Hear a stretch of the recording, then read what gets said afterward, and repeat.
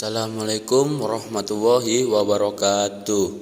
Perkenalkan, nama saya Ahmad Iqbal Al-Faruq, NIM 2186206052. Saya dari Prodi PGSD Sore. Terima kasih. Di sini saya akan menjelaskan tentang konsep teoritis filsafat pendidikan. Yang pertama, apa yang dimaksud dengan filsafat kurikulum? Dan yang kedua, apa saja model-model kurikulum? Pengertian filsafat pendidikan.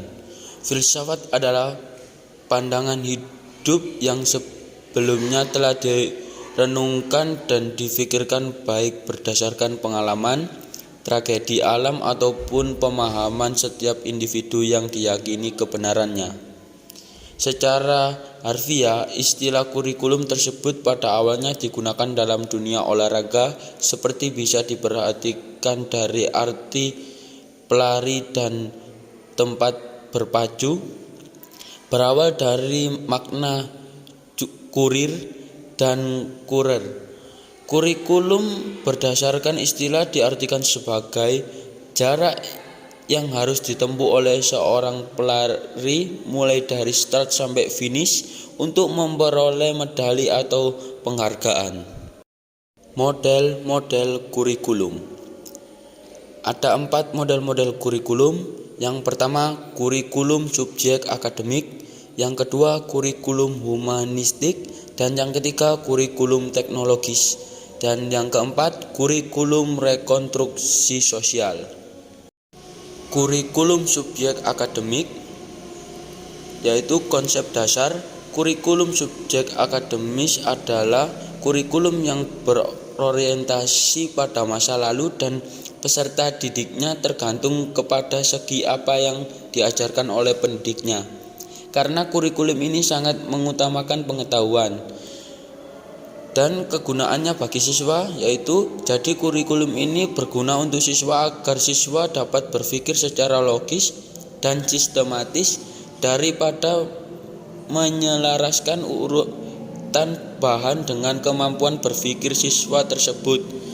Dilihat dari tujuan kurikulum subjek akademis ini bahwa siswa menggunakan ide-ide dan proses penelitian dengan menjadikan para siswa berpengetahuan di dalam berbagai disiplin ilmu. Diharapkan para siswa memiliki konsep dan cara-cara yang dapat terus dikembangkan dalam masyarakat. Kurikulum humanistik. Konsep dasar pendidikan humanistik menekankan peranan siswa. Pendidikan merupakan suatu upaya untuk menciptakan suatu yang permisif, rileks, dan akrab. Tujuan pengajar adalah memperluas kesadaran diri sendiri dan mengurangi kerenggangan dan keterasingan dari lingkungan. Ada beberapa aliran yang termasuk dalam pendidikan humanistik, yaitu pendidikan konfluen, kritikisme radikal, dan mistikisme modern. Kegunaannya bagi siswa yaitu 1. Siswa mempunyai kesempatan untuk memperluas dan memperdalam aspek-aspek perkembangan. 2. Siswa lebih rajin dalam belajar. 3. Siswa memiliki sikap yang sehat terhadap diri sendiri dan orang lain. 4. Siswa dapat mengembangkan proses-proses pembelajaran yang akan dilakukan sehingga mencapai tujuan proses pembelajaran yang ditentukan.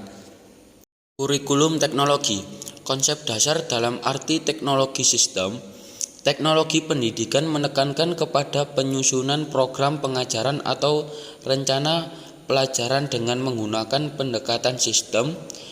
Program pengajaran ini bisa semata-mata program sistem, bisa program sistem yang ditunjang dengan alat dan media, dan bisa juga program sistem yang dipadukan dengan alat dan media pengajaran.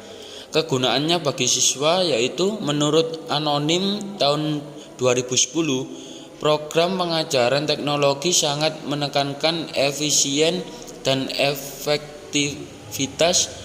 Program dikembangkan melalui beberapa kegiatan uji coba dengan sampel-sampel dari suatu populasi yang sesuai. direvisi beberapa kali sampai standar yang diharapkan dapat dicapai.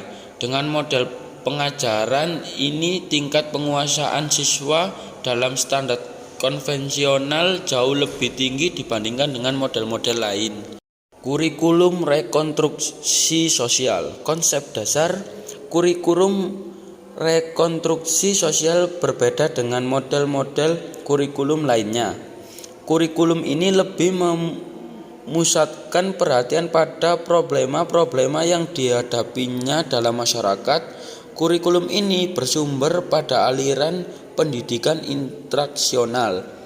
Menurut mereka, pendidikan bukan upaya sendiri, melainkan kegiatan, interaksi, kerjasama. Kerjasama atau interaksi bukan hanya terjadi antara siswa dengan guru, tetapi juga antara siswa dengan siswa, siswa dengan orang-orang di lingkungannya, dan dengan sumber belajar lainnya. Melalui interaksi dan kerjasama ini, siswa berusaha memecahkan problema-problema yang dihadapinya dalam masyarakat menuju pembentukan masyarakat yang lebih baik. Dan kegunaannya bagi siswa yaitu, adapun kegunaan kurikulum rekonstruksi sosial bagi siswa menurut Anonim tahun 2011 adalah menghadapkan para siswa pada tantangan, ancaman, hambatan atau gangguan-gangguan yang dihadapi manusia. Tantangan-tantangan tersebut merupakan bidang garapan studi sosial yang perlu didekati dari bidang-bidang lain seperti ekonomi, sosial, psikologi, estetika, bahan pengetahuan alam, dan matematika.